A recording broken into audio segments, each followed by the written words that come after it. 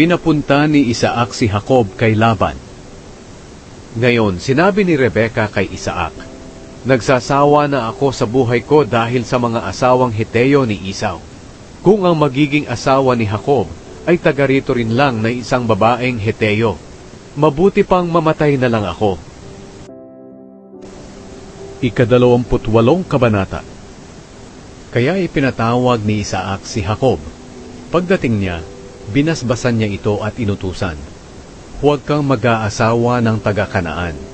Maghanda ka at pumunta sa Padan-aram, doon sa lolo mong si Betuel na ama ng iyong ina.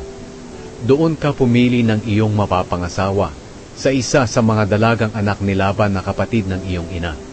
Naway pagpalain ka ng makapangyarihang Diyos at bigyan ka ng maraming anak para maging ama ka ng maraming grupo ng tao.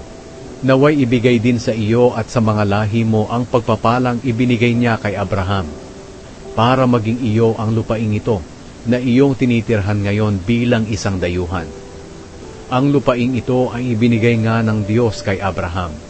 Agad na pinapunta ni Isaac si Jacob sa Padan-aram, sa lugar ni Laban na anak ni Betuel na Arameo. Si Laban ay kapatid ni Rebeka, na ina ni Jacob at Esau.